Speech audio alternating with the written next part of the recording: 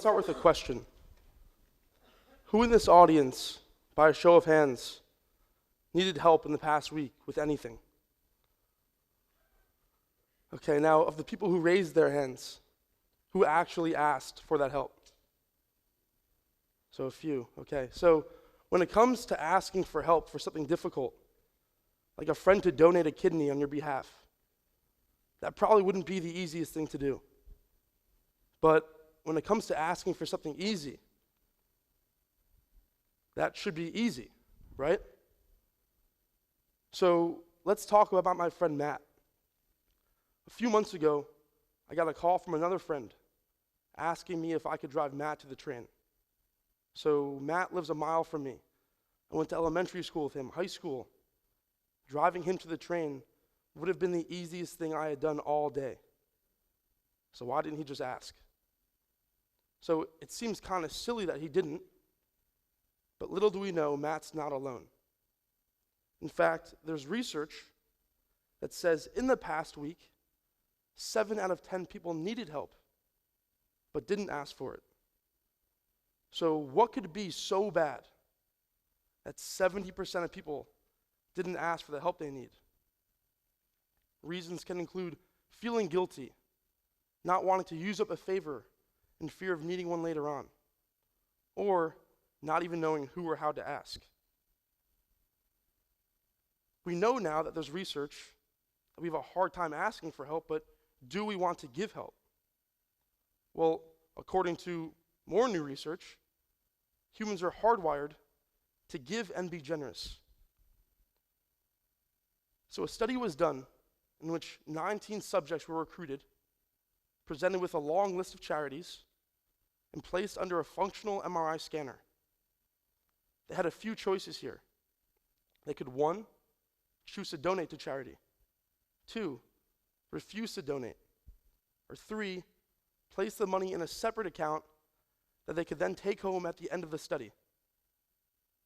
So what the scans revealed was when subjects decided to donate to what they felt was a worthy organization, part of the midbrain lit up, which is the same region of the brain that controls cravings for food and sex. And on top of that, the same region of the brain that lit up when subjects decided to place the money in an account that they could take home for themselves at the end of the study. So this is telling me that helping others can actually help me. Right? Can I be selfish by being selfless? So this past summer, I did an experiment. Every day for 30 days, I did a random act of kindness. Each day, I tried finding a different and unique act to do, which, to be totally honest, was a lot harder than I expected. But in the 30 days, there was one day that really stood out to me. That was day 4. On day 4, my dad and I walked into a local diner. We couldn't help but notice our waitress was extremely frazzled, clearly wasn't having her best day. She came over and we asked, "Hi, we would like to pay for a family's meal. Can you help us find the right family?" So instantly her face lit up. Complete emotional change. She left, found a family, came back, unbelievably excited. So we weren't helping her, so why was she so excited? She was so excited because the feeling of helping others helps you just as much as the person you help. And in this situation, she wasn't even helping. She was merely a middleman in our help. So to make matters more interesting here, we made a video, compiled all 30 days, put it on social media, sent it to friends, and we got awesome feedback. People reached out to us and they said, "This is so cool. I would love to get involved. Let me know if you ever need another person to do a random act of kindness with you." This was cool, but they did this instead of saying, "You inspired me to do a random act of kindness of my own." Or, that was great and I just helped someone.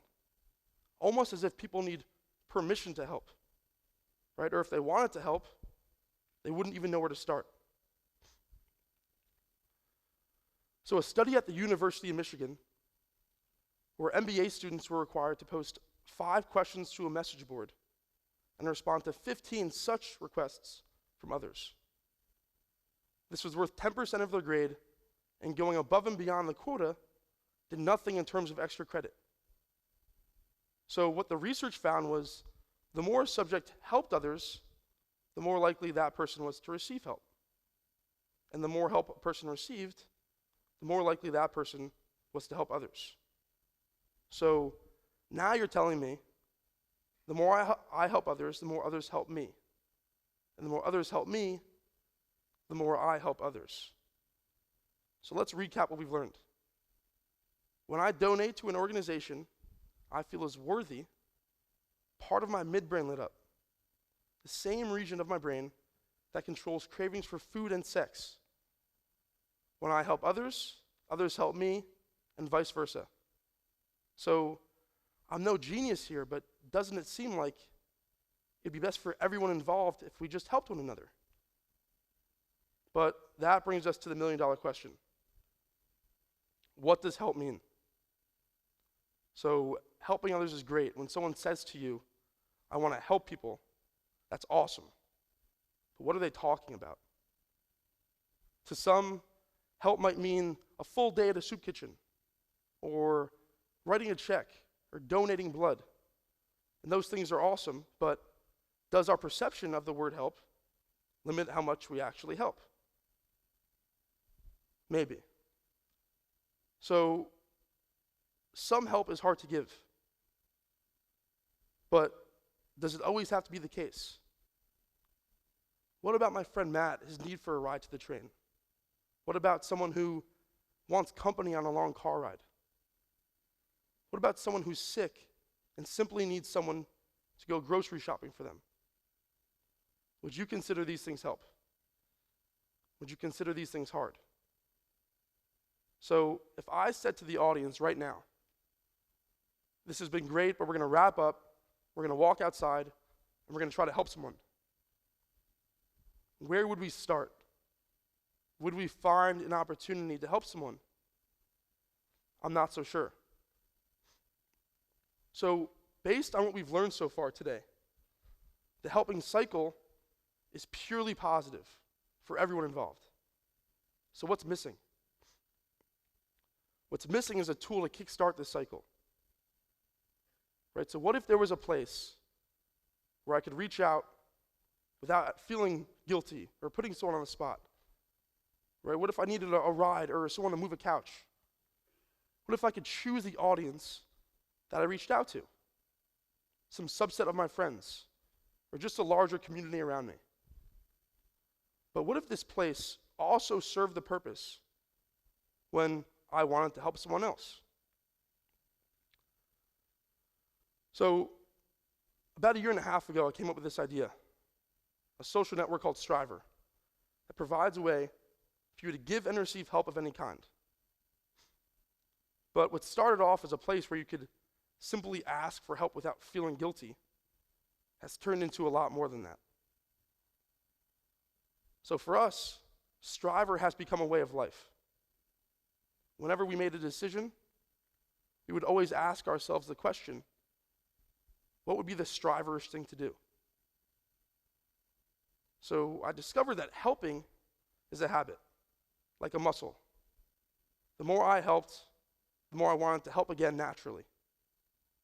Just last week, my mom and I were in New York City. We were driving, and we noticed an elderly man trying to hail a cab. We looked at one another. That was all the cue we needed.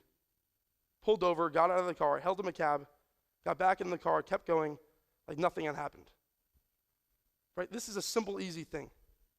But if I get in the habit of helping, and the people I help get in the habit of helping, and the people that they help get in the habit of helping, these tiny ripples create a giant wave.